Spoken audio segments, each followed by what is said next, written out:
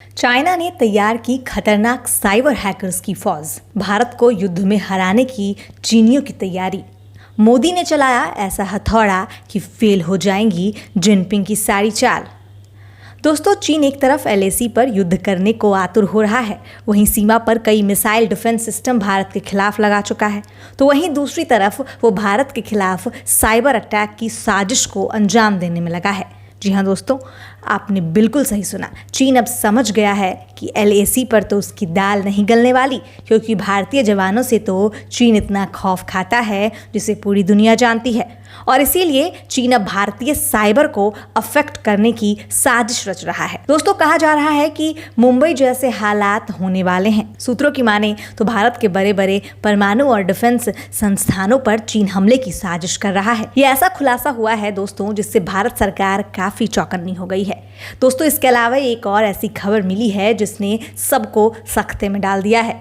दोस्तों, आपको बता दें कि चीन की पीएलए ने एक ऐसा कारनामा किया है जिसे सुन आप चौंक उठेंगे। जी हाँ दोस्तों, पाकिस्तानी खुफिया एजेंसी आईएसआई को चीन ने पैसों के दम पर खरीद लिया है। दोस्तों, चीनी फौज के दफ्तरों में पाकिस्तानी फौज को देखा गया है। ये अपने आप में सच में चौंका देने वाली खबर है।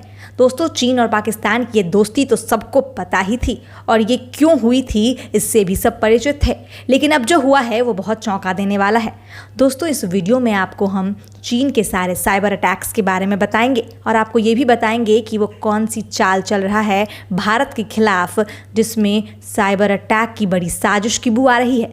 साथ ही आपको भारत और मोदी सरकार द्वारा क्या एक्शन लिया गया है ये भी बताएंगे। वीडियो को बिल्कुल स्किप ना करें और अंत तक ज़रूर देखें। चलिए वीडियो की शुरुआत करते हैं। दोस्तों, चीनी इंटेलिजेंस एजेंसी ने पाकिस्तान के 2 सैन्य अफसरों को वेस्टर्न थिएटर कमान, जो कि भारतीय सीमा से लगती है, पर तैनात किया है। इसके अलावा सैन्य अफसरों को साउथ थिएटर कमान में भी तैनात किया है। दोस्तों, आप इस साजिश की बू सूंघ सकते हैं। आपको बता दें कि पिछले कुछ दिनों में पीएलए में चीन ने सैनिकों की तैनाती कई गुना ज़्यादा बढ़ा दी है। गिलगिट बल्टिस्तान में मौजूद स्कार्दू एयरबेस पर नए रनवे का काम भी तेजी से चालू कर दिया है। इसके अलावा एयरबेस पर रडार या एयर डिफेंस सिस्टम की सप्लाई, ये बिजली उत्पादन के लिए डैम बनाना, ये सब उन्होंने चालू कर दिया है। ये सब चीन ने काफ़ी सीरियसली करना शुरू किया है, और दोस्तों, चीन ने सब कर रहा है पाकिस्तान की सैन्य अफसर की मदद से। दोस्तों, इतना ही नहीं, चीन की खुफिया एजेंसी MSS पैच दोस्तों इतना ही नहीं, चीन की खुफिया एजेंसी MSS ने पाकिस्तान की खुफिया एजेंसी ISI से नेपाल में मिली भगत कर भारत की गतिविधियों पर नज़र रखा है। दोस्तों, कहें तो एलएसी से लेकर देश के अंदर चीन ने काफ़ी विकराल स्थिति पैदा कर दी है, और ऐसे में सवाल ये उठता है कि क्या भारत में चीनी खुफिया एजेंसी कोई कांड करने वाली है। हम ऐसा इसीलिए कह रहे हैं क्योंकि चीनी खुफिया एजेंसी ने कभी फेसबुक और गूगल को भी अपने सामने झुका दिया था, तो ऐसे में भारत पर खतरा मंडराने की बात करना कोई ताज्जुब की बात नहीं है। लेकिन इसके अलावा जो आप सभी का ध्यान इस वीडियो में खींचने वाली है वो ये है कि क्या भारत के पास इसका भी तोड़ है, ये हम आपको बताने वाले हैं। दोस्तों, आप ये यकीन मानिए, आप चौंक जाएंगे। जी हाँ दोस्तों, तो जैसा कि हमने आपको कहा कि चीन कई तरह की साजिशों को अंजाम देने में लगा है, और सारी साजिशें इस बार वो साइबर से जुड़े हुए हैं। क्या चीन करने वाला है साइबर अटैक? भारत ने कैसी की है तैयारी? दोस्तों, आपको याद होगा कि इस साल की शुरुआत में बिजली और बंदरगाह क्षेत्रों में पावर ट्रिपिंग हुई थी। अब आपको हम उसका वो कारण बताएंगे कि आप चौंक उठेंगे। दोस्तों, जो पावर ट्रिपिंग हुई थी उसके पीछे वजह थी चीनी हैकर्स का हमला। जी हाँ, इस चीनी हैकर्स यूनिट का नाम रेड इको बताया गया, जिसका खुलासा मार्च में पूरी दुनिया के सामने आया। दोस्तों, इस हैकर्स के नए समूह की पहचान रेड फॉक्सट्रॉट के रूप में हुई दोस्तों, इस हैकर्स के नए समूह की पहचान रेड फॉक्सट्रॉट के रूप में की गई है। अब आपको हम बताते हैं कि इनका मकसद भारत में किस किस को नुकसान पहुंचाना था। दोस्तों, रेड फॉक्सट्रॉट का मकसद भारत में एरोस्पेस और रक्षा, सरकार, दूरसंचार,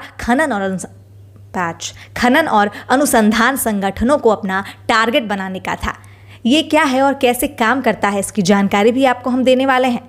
दोस्तों, रेड फॉक्सट्रॉट 2014 से सक्रिय है और ये चीनी सेना PLA के यूनिट 69010 से जुड़ा है। अब आपको हम ये बताते हैं कि भारत के अलावा और किस देश को अपने निशाने में ये ले रहा है। उसके निशाने पर Afghanistan, Kazakhstan, Kyrgyzstan, Pakistan, Tajikistan और उज्बेकिस्तान है। आपको बता दें कि इसने 2020 से 2021 तक कई संगठनों को निशाना बनाया है। दोस्तों, पिछले 6 महीनों में 2 संचार संगठनों, 3 दूर संचारों और कई निजी और सरकारी संगठनों को टारगेट किया गया है। जी हाँ दोस्तों, ये चीन की सरकार भारत के खिलाफ साइबर अटैक जैसे साजिशों को अंजाम देने में लगी हुई है। इसमें चौंकाने वाली बात यह है कि एक तरफ तो चीनी सरकार दुनिया के सामने भारत के साथ शांति बनाने का दिखावा करती है और वहीं दूसरी ओर भारत के खिलाफ हर फ्रंट पर साजिशें रच रही है। दोस्तों, इस बार जो साइबर हमला भारत पर चीन ने किया वो इसीलिए भी खतरनाक कहा जा रहा है क्योंकि भारत और चीन अब तक के सबसे नाजुक दौर से गुजर रहे हैं। दोस्तों, 2020 के अक्टूबर में मुंबई में सबसे बड़ा साइबर अटैक हुआ। जी हाँ, 2020 में जो मुंबई में ब्लैकआउट हुआ था उसमें चीन का बहुत बड़ा हाथ था। इसमें मुंबई और आसपास के महानगर क्षेत्र में जनजीवन पर गंभीर असर पड़ा था। इसका असर ये हुआ था कि वहाँ की लोकल ट्रेन्स, अस्पतालों में इलाज, सरकारी दफ्तरों में कामकाज सब बाधित हो गए थे। मुंबई में साइबर अटैक में मालवेयर के जरिए पावर ग्रिड को निशाना बनाया गया था। इसके अलावा हमले के लिए विदेशी सर्वर के लॉग इन होने का खुलासा भी हुआ था। भारत उठा रहा है चीन को सबक सिखाने के लिए खास कदम। आर्टिफिशियल इंटेलिजेंस और क्वांटम कंप्यूटिंग के इस्तेमाल पर दिया जा रहा है जोर। Chief of defence staff general Bipin Rawat ने कहा कि चीन टेक्नोलॉजी में भारत से काफ़ी आगे और विकसित है। वह भारत पर साइबर हमला करने में सक्षम है। एक कार्यक्रम में जनरल बिपिन रावत ने कहा कि भारत और चीन में जो सबसे बड़ा गैप है वो है साइबर डोमेन, लेकिन अब भारत भी इस दिशा में काफ़ी गंभीरता से काम कर रहा है। इसका मतलब दोस्तों, भारत ने इस पर कई कड़े कदम उठाने शुरू कर दिए हैं। Chief of defence staff general Bipin Rawat ने कहा कि भारत ऐसे हमलों से बचने के लिए साइबर डिफेंस सिस्टम पर काम कर रहा है। भारत की साइबर एजेंसियां साइबर अटैक्स के खिलाफ फायरवॉल बना रही है ताकि हम इस तरह के हमले पर जल्दी प्रतिक्रिया दे सकें। हमलों का असर लंबे वक्त तक नहीं रहे। दोस्तों, तीनों सशस्त्र बलों का एकीकरण करके इस तरह से बचा जा सकता है। आर्टिफिशियल इंटेलिजेंस और क्वांटम कंप्यूटिंग के इस्तेमाल पर भी जोर दिया जा रहा है। इस चीज़ में भारत के प्रधानमंत्री मोदी बहुत अग्रसर हैं।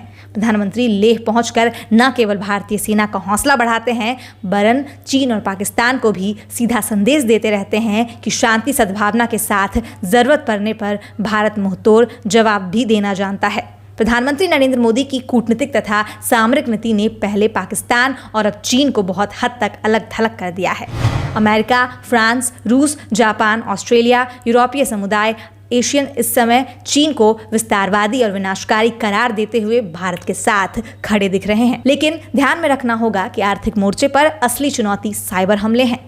हमारे सुरक्षा तंत्र में ताक झांक और जासूसी के लिए चीन पिछले वर्षों के दौरान भी हैकिंग करता रहा है। चीन की 50 से 60 कंपनियों के ऐप्स पर रोक लगाने की घोषणा से निश्चिंत हो जाने वाले लोग भ्रम में हैं। सामान्यतः हम तात्कालिक संकट से निपटने पर अपनी पीठ थपथपाकर जल्दी खुश हो जाते हैं। चीन 20 से 30 वर्षों की दीर्घकालिक रणनीति पर काम करता है।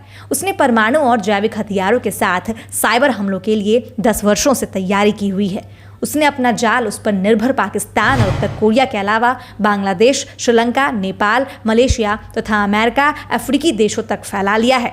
हमारे कुछ साइबर सुरक्षा विशेषज्ञ पिछले वर्षों से सरकार का ध्यान इस ओर दिलाने की कोशिश में लगे हैं। साइबर हमले की चीनी पाकिस्तानी गतिविधियों के प्रमाण सामने आते रहे हैं। वर्ष 2016 में सेना के संवेदनशील ठिकानों और गोपनीय जानकारी एकत्र करने के लिए पाकिस्तानी जासूसी एजेंसी ने चीनी ऐप का उपयोग करके लगभग 500 लोगों को झांसे में फंसाया और उनमें कुछ सेना से जुड़े युवा अधिकारी भी थे।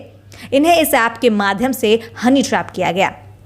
संयोग था कि एक गैर सैनिक अधिकारी भी इस जाल में उलझा, लेकिन कुछ आशंका होने पर उसने साइबर मामलों में पुलिस अधिकारी से संपर्क कर लिया। अधिकारी ने पहले निजी तौर पर सारे संपर्कों के बारे में पूछताछ की तथा गहरे षड्यंत्र का मामला समझ में आते ही उसने पूरे सुरक्षा तंत्र को सतर्क कर दिया।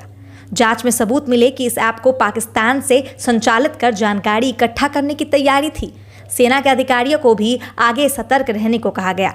वह प्रयास विफल हुआ। इसके बाद हमारे साइबर विशेषज्ञ ऐसे हमलों से निपटने के लिए लगातार काम कर रहे हैं। हाँ, वे यह अवश्य स्वीकारते हैं कि इंटरनेट मोबाइल से हैकिंग के अलावा चीन कई वर्षों से ऐप एवं अन्य संचार साधनों से अधिकाधिक जानकारियां जमा करने के लिए सैकड़ों लोगों को शिक्षित प्रशिक्षित कर रहा है।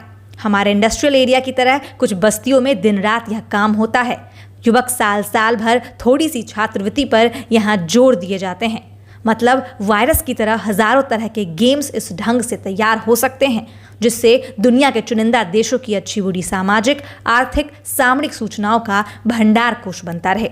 दोस्तों, संयुक्त राष्ट्र के संगठन अकाउंटेड ने 2018 की रिपोर्ट में बताया था कि आज पूरी दुनिया की डिजिटल संपत्ति कुछ गिनी चुनी अमेरिकी तथा चीनी कंपनियों के हाथों में सीमित होकर रह गई है। यूं तो अंतर्राष्ट्रीय सुरक्षा के संबंध में बने संयुक्त राष्ट्र के विशेषज्ञों ने साइबर समस्याओं और खतरों पर 2004 से ही काम करना शुरू कर दिया था, लेकिन भारत सहित कई देशों ने इस मुद्दे पर प्रारंभिक वर्षों में विशेष ध्यान ही नहीं दिया।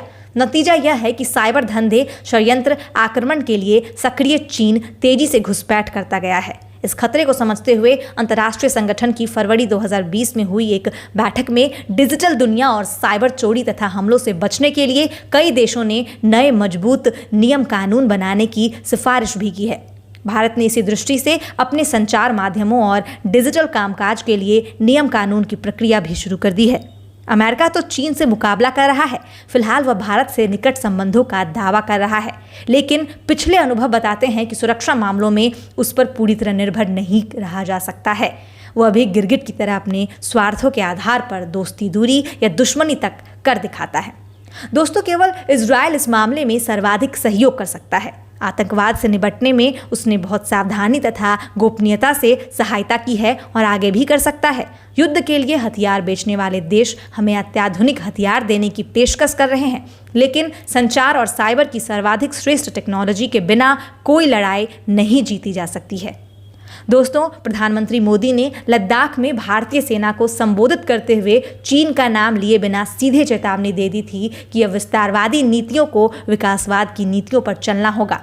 विस्तारवाद, उपनिवेशवाद के साथ डिजिटल एकाधिकार तथा हमलों से निपटने के लिए भी उन्होंने संबंधित मंत्रालयों को निर्देश दे दिए हैं। चीन ने अपने आर्थिक साम्राज्य के लिए दक्षिण एशिया, दक्षिण पूर्वी एशिया, अफ्रीकी देशों, भारत, इंडोनेशिया, थाईलैंड, वियतनाम जैसे देशों के इंटरनेट आधारित एप्लीकेशंस को बड़े बाजार की तरह इस्तेमाल कर रहा है। अपनी कंपनियों और उन देशों की कंपनियों के साथ साझेदारी करके उसने बहुत अंदर तक घुसपैठ कर ली है। यह सीमा पर घुसपैठ से अधिक गंभीर एवं खतरनाक है।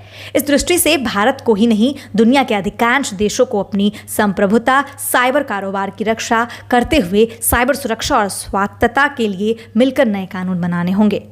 दोस्तों, आज की वीडियो में बस इतना ही। ऐसे ही धमाकेदार खबरों के लिए हमें देखते रहें। जय हिंद, धन्यवाद।